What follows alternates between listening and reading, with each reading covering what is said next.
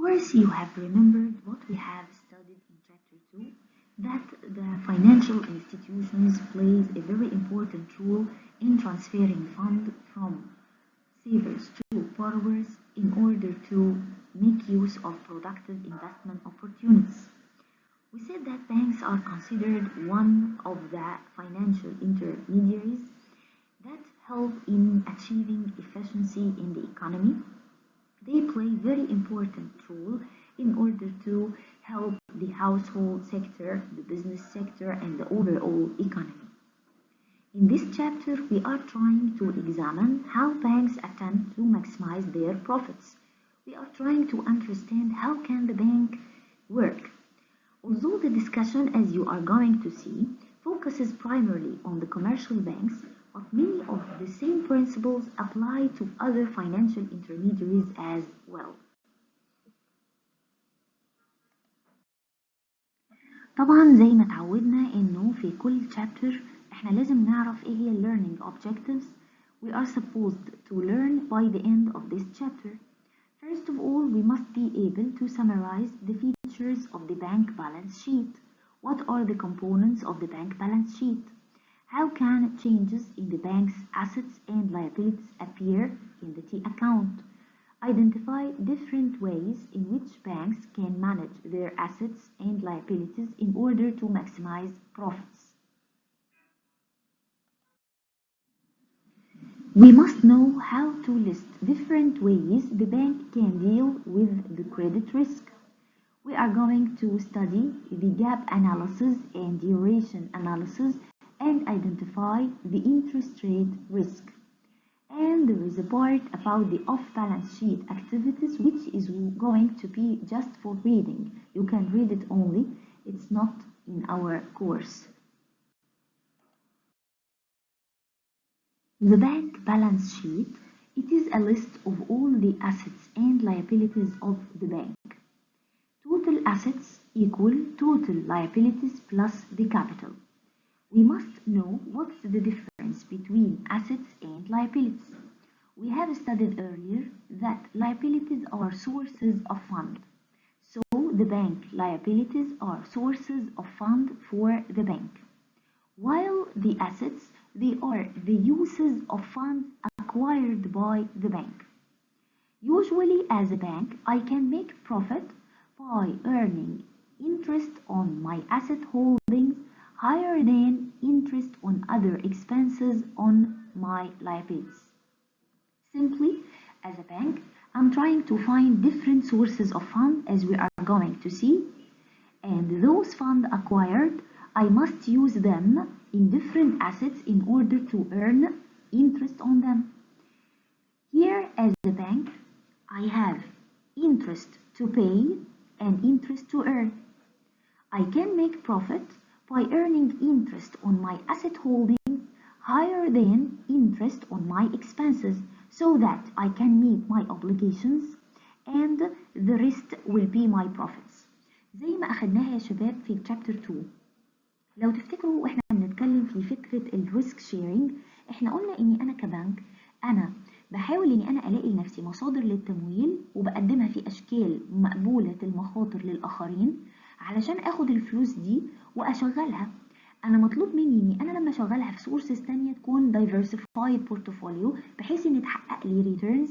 الريتيرنز دي تكفي ان انا ادفع الاوبليجيشنز اللي عليا، ان انا اسدد الانترست للمودعين ومصادر التمويل المختلفة اللي جات لي، واللي يتبقى يبقى ده البروفيت اللي انا حققته، لان زي ما احنا متفقين ان انا I'm not supposed to work just for meet the obligations. Where is the profit of the bank? Let's study the bank balance sheet in more details. First of all, the liabilities. We have agreed that liabilities are sources of funds I'm going to obtain as a bank in order to do my work. The different sources of funds are checkable deposits, non-transaction deposits, borrowings, and bank capital. Let's study each part of them in more details. First of all, the checkable deposits. You remember all that checkable deposits are bank accounts that allow the owner of the account to write checks on them. We are said that they are considered payable on demand because at any time the depositor of them can show up to the bank and request payment by making a withdrawal, and the bank must pay the depositor immediately. Similarly, if a person who receives a check written on an account from the bank presents that check at the bank must pay the funds out immediately. That's why we are calling them they are payable on demand. You do remember that. That's why they are considered very liquid. That's why they are considered part of M1 in the monetary aggregates. Remember, keep in your mind, remember carefully that checkable deposits is considered as an asset for the depositor because it's considered part of his wealth and he can withdraw funds and the bank is obligated to pay him. But they are considered a liability for the bank. They are source of fund for the bank because the bank is obligated to pay them once they are demanded. Checkable deposits are usually the lowest cost source of bank funds. From all the liabilities of the bank, the checkable deposits is the lowest cost source of fund. Why is that? Because simply the cost of maintaining checkable deposits include only interest payments and the cost incurred in servicing these accounts like processing, preparing, sending out monthly statements, providing efficient tellers in the branches, maintaining in building and conveniently located branches, advertising and marketing in order to achieve more number of customers to deposit their funds in the bank. So there are simple costs compared to the cost of other types of deposits. Please keep in your mind that checkable deposits are considered the most liquid type of liabilities because they are considered simply as cash because there is accessibility to write checks on them, and also they are considered the lowest cost source of bank funds. Here, keep in your mind that usually the checkable deposits pay no interest payment on them, but in USA there are parts of the checkable deposits that pay a small interest. They are called interest-bearing accounts. So there are non-interest bearing and interest-bearing accounts, and there are other types of the checkable deposits like the money market deposits account. Also, they serve as a checkable deposit as we have studied in chapter 2.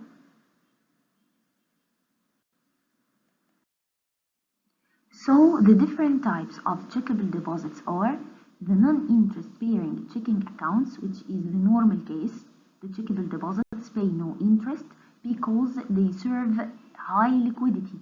So, there is a kind of trade-off between the liquidity and the interest on them. They pay no interest because they are simply considered as cash. And the other type is the interest-bearing.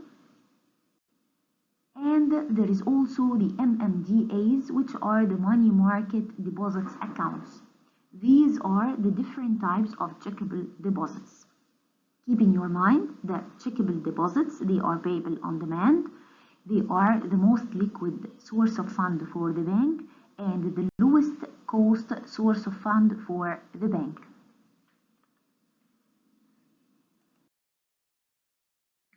The second type of liabilities for the bank, the second type of sources of fund for the bank is the non-transaction deposits.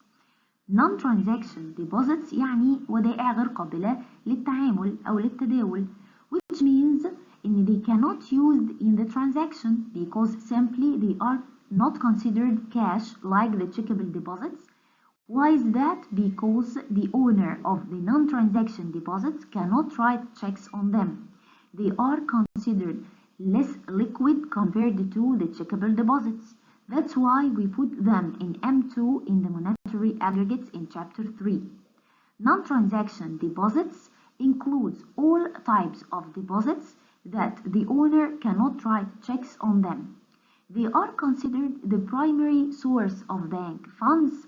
Keep in your mind that they are less liquid compared to the checkable deposits, and they are higher cost compared to the checkable deposits because the interest rates paid on them are usually higher than those of checkable deposits, simply because they are less liquid compared to the checkable deposits.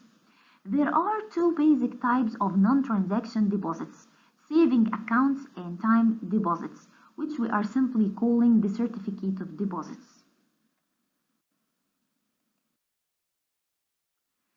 As you know, saving accounts, they are accounts that you can add to or withdraw from them at any time. They are considered payable on demand, but they cannot allow you to write checks on them. They are considered the most common type of non-transaction deposits. That's why the cost of the saving accounts simply is the interest payment recorded in a monthly statement or a passbook held by the owner of that account. They are considered less liquid because there is no accessibility to write checks on them. But saving accounts are considered payable on demand because you can add to or withdraw from them at any time, and they pay the owner of the deposit interest payments. The cost of these accounts for the banks are the interest payments, and they are recorded in the monthly statement في الحسابات الشهرية اللي بتدفع، يعني في اللي بترسل من قبل البنك بتسجل فيها مدفوعات الفايدة الخاصة بهذا النوع من الحسابات اللي احنا بنسميها الودائع الادخارية، وسبق تطرقنا للأنواع دي واحنا بنتكلم في chapter 2. The second type of non-transaction deposits is the time deposit. Time deposit أو الوديعة الآجلة. They are deposits which have a fixed maturity length ranging from several months to over 5 years, and it assesses substantial penalties for early withdrawal of funds, like the foregoing of several months interest payment, for example. They are considered the least liquid of all types of deposits. Why is that? Because they are not payable on demand compared to the checkable deposits and the saving deposits. And at the same time, you cannot withdraw from them until they matures. They are called the certificate of deposits, and of course they are negotiable, which means that they can be resold in the secondary markets before they mature, as we have studied in chapter 2. The time deposits is considered the least liquid of all types of deposits, and they are less liquid compared to the saving deposit as well, but they are considered the most costly sources of fund from all the types of the deposits. Why is that? Because they are the least liquid. The types of the time deposits can be classified into two main types in the American economy. Small denomination time deposits. It includes all the deposits less than $100,000. They are less liquid than saving accounts, as we have said, but they earn higher interest rates, and they are considered more costly source of fund for the bank. The second type, which is the large denomination time deposits, they are available in denomination of $100,000 or more, and they are bought mainly by corporations and other banks, and they are negotiable, as we have said. All the types of the time deposits are considered less liquid compared to other types of deposits in the bank, and they are also considered as more costly source of fund for the bank compared to other types of deposits because they are the less liquid. Another source of fund for the bank beside different types of deposits is borrowing. Bank can obtain funds by borrowing from different sources. First of all, the bank can borrow from the central bank itself. They are called discount loans, ديون مخصومة, or advances, and the bank pays what we call the discount rate, سعر الخصم, as a cost of borrowing. In USA, they are called the Federal Reserve System. They are borrowing from the Fed itself. The second source to borrow from is the bank, other banks in the system. We call this the federal funds or the interbank loans in Egypt, which means that they overnight loans from one bank to another, and they are not considered as borrowing from the federal government or the Federal Reserve System itself. No, they are simply loans between banks, and the cost of borrowing is the interbank rate.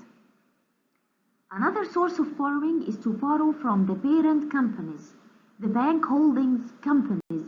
لأنه في اليو اس اي معظم فكرة البنوك بتبقى متأسسة بفكرة شركة قابضة، شركة رئيسية بتنشأ لها بنك ومجموعة من الفروع، ففي إمكانية إنه هذا البنك والفروع يقترضوا من الشركة الأم. Another source of borrowing is the loan arrangements with corporations, like we have studied in Chapter 2, the repurchase agreements, in which treasury bills serve as a collateral. Also, they can borrow from the euro currencies deposited in their banks. So, there are several sources to borrow from, and these borrowings are considered as a source of fund for the bank. The bank capital, it is the net worth of the bank. The bank capital equals the difference between total assets and total liabilities. The bank capital can be raised through selling new equity or new stock, as we are going to see later in this chapter, or it can be raised from returned earnings اللي احنا بنقول عليها الأرباح المحتجزة. ليه البنك capital is very important يا ولاد؟ Because it's considered as a caution against any drop in the value of the assets of the bank, which occurs when the bank has liabilities more than assets.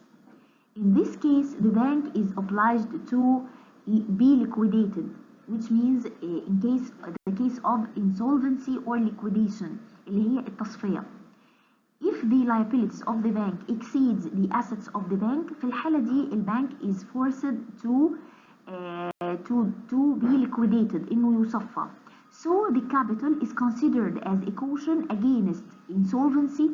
It secures the bank against the liquidation, as we are going to study in more details later in this chapter.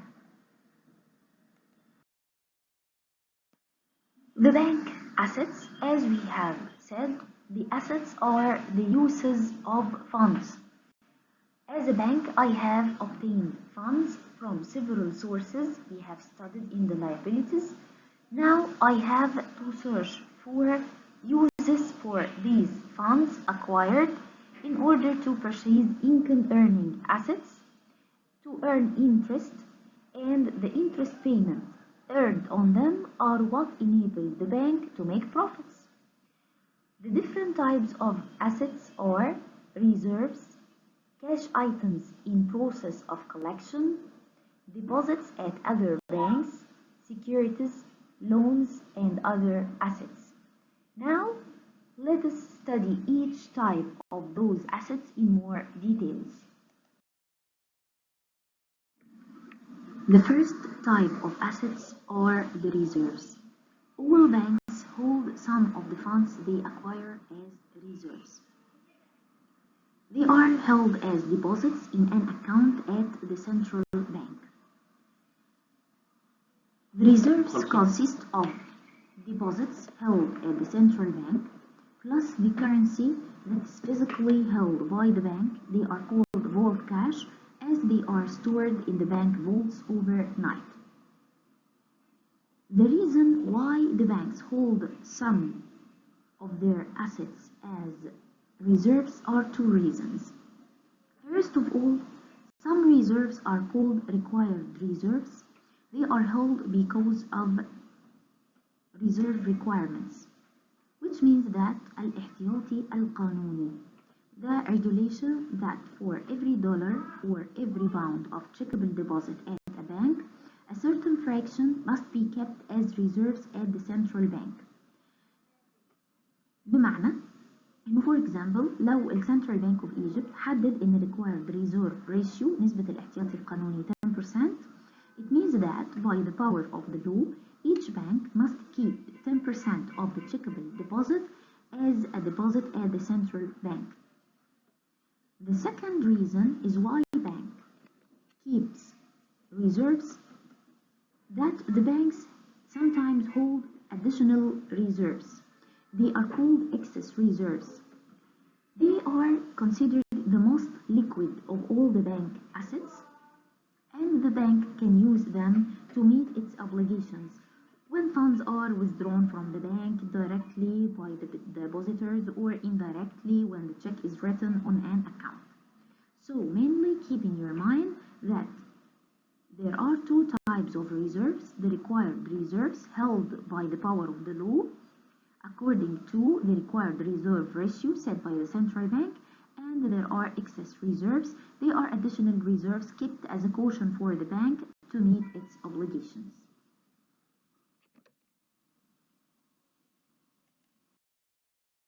The other type of the asset is called the cash items in process of collection، يعني البنود السائلة قيد التحصيل. ببساطة كده لو أنا عندي حساب في بنك معين وليكن ال CIB، وجت ياسمين مثلا حررت لي تشيك، وياسمين بتودع فلوسها في بنك تاني وليكن بنك القاهرة، يبقى أنا بالنسبة لي هاخد التشيك بتاع ياسمين وهسلمه للبنك بتاعي اللي هو CIB علشان يقوم بمهمة تحصيله من بنك القاهرة. في الحالة دي أصبح البنك بتاعي التشيك اللي متقدم له ده تشيك مكتوب على أكاونت في بنك تاني ديبوزيتد في البنك بتاعي، والفاندز المفروض انها تتحول they are not yet received او collected من بنك القاهرة، فبتتسجل في الدفاتر في التي اكاونت بتاع البنك بتاعي، بتتسجل انها سيولة قيد التحصيل، فدي احد اصول البنك اللي هو بيمتلكها. يبقى cash items in process of collection it occurs when there is a check which is written on an account at another bank, it is deposited in my bank, and the funds for this check have not yet been received or collected from the other bank. In our example, the check is written on an account at Cairo Bank and it is deposited in the CIB. So the funds are not yet received or collected for the CIB, but they are assets for CIB because it's a claim on the Cairo Bank for funds that will be paid within a few days. The assets of the bank are kept at the form of deposits at other banks. Usually small banks hold them in large banks in exchange for some services like the check collection, the foreign exchange transactions, securities purchases. Usually those services are called correspondent banking، خدمات البنوك بالمراسلة. يعني for example أنا ممكن أبقى بنك صغير أحتفظ بوديعة في بنك كبير، البنك الكبير ده هيستخدم الوديعة دي في تقديم خدمات كتيرة ليا، إنه ممكن يعمل بيها تحصيل الشيكات المستحقة على البنك بتاعي، أو ممكن عمليات تتم في العملات الأجنبية، أو ممكن يستخدم الفلوس ديت اللي أنا حطاها عنده إنه يشتري لي بيها بعض الأصول أو السكيورتيز. خلي بالكوا بقى إنه دايما في الأسيتس لما بنيجي نسجل الديبوزيتس at other banks والكاش items in the process of collection اللي احنا قلناها في البريفيوس بارت اللي احنا لسه قايلينها في البريفيوس سلايد، الاثنين دول بنسجلهم في البالانس شيت under the name of cash items، دي بنود سائلة. تمام؟ يبقى لما يقول لي cash items it means that ان انا فهمت اوتوماتيك ان دي محطوط جواها الكاش items in the process of collection اللي هي سيولة قيد التحصيل plus deposits at other banks. The bank holdings of securities are considered as an important income-earning asset. Securities are made up entirely of the debt instruments for commercial banks because banks are not allowed to hold stock because they are very volatile, so they are a little bit risky. The securities can be classified into three categories for the American economy. First of all, the U.S. government and agency securities. They can be easily traded and converted into cash with low transaction cost. That's why they are considered the most liquid assets. Because of their high liquidity, they are considered as a very important source of securities to be invested in. The other type is the state and local government securities. They are considered less liquid and a little bit riskier than the US government securities because they are considered there is a probability of default risk. Some possibility exists that the issuer of the securities may not be able to make its interest payments or pay back the face value when they mature. The third type are other securities. But keep in your mind that for all banks in all countries, treasury bills are serving as a secondary reserve كاحتياطي ثانوي. Why is that? Because treasury bills are easily traded and they can convert it into cash with low transaction cost. That's why, because of the low possibility of default, as we have studied in chapter 2. So, most of the commercial banks keep part of the assets in the form of treasury bills because they are easily traded, they can convert it into cash with low transaction cost, and they considered as a secondary reserve for any bank. Banks make their profits primarily by issuing loans. Loan is considered as a liability for the individual or corporation receiving it, but it's considered as an asset for the bank because it provides the bank with income. Loans are typically the least liquid of all assets of the bank because they cannot be turned into cash until they mature. Banks earn their highest return on loans because of two reasons: the lack of liquidity and the higher default risk. The first reason why banks earn their highest return on loans is that because loans are less liquid than other assets. They cannot be turned into cash until the loan matures, which means, for example, if the bank set a loan for 1 year, for example, it means that it cannot receive money and ask for the funds of that loan before the year. That's why they are considered less liquid. The second reason why banks earn their highest return on loans is that they have the higher probability of default than other assets, because the possibility that the receiver of the loan will not be able to pay back the value of the loan or the interest payment is very high. Loans, of course, are of different types. Loans could be for business, real estate, consumer loans, and other types of loans, but we can differentiate between different depository institutions according to the type of the loan they are giving. But commercial banks, in most cases, make different types of loans. There are other assets for the bank which includes the physical capital. The physical capital اللي هو رأس المال المادي الملموس يا شباب، اللي هو includes البانك buildings, equipment, computers الموجودة في البنك. They are all included in the asset category simply because they can be sold and liquidated in the case of insolvency of the bank. يبقى بأكد تاني، احنا كده دلوقتي خلصنا كل الاسيتس وكل اللايبيليتيز بتاعت اي commercial bank. طبعا بأكد ان ممكن الايتمز دي تكون موجودة ببعض الاختلافات في اي بنك تاني besides الكوميرشال بانكس، ومينلي بيكون الاختلاف في التايب اوف لونز given by the bank. يعني الكوميرشال بانكس زي ما قلنا ممكن تدي commercial loans, industrial loans، ممكن تدي برضو loans بقى for the real estate. لكن مثلا في other depository institutions زي ما اخدنا في chapter 2 اللي هي ال saving associations، مثلا دي لو ادت loan بتكون لل mortgages only، وال credit unions دي بتدي loans for the members only. consumer loans for members only in the credit union. وبالتالي هيكون mainly الاختلاف الأساسي بينهم في بعض أشكال اللونز اللي بيقدموها. لو سمحتوا عايزاكم لما تذاكروا البارت ده تبقوا مركزين كويس جدا في كل تايب من الاسيتس، مين الموست ليكويد، مين اللي بكسب عليه اكتر معدل للعائد، مين الاقل سيوله. ده concerning الاسيتس و concerning liabilities.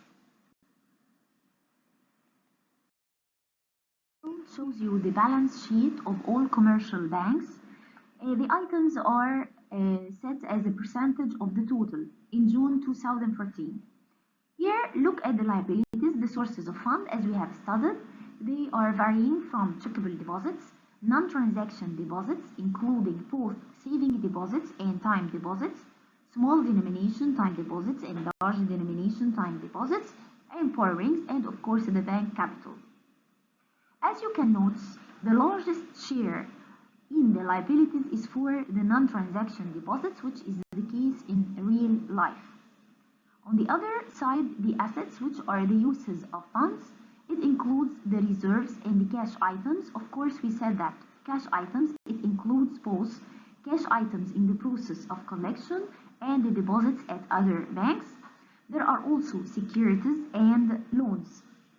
If you look carefully, you can note that loans are varying from commercial and industrial loans, real estate loans, consumer loans, interbank loans, and others.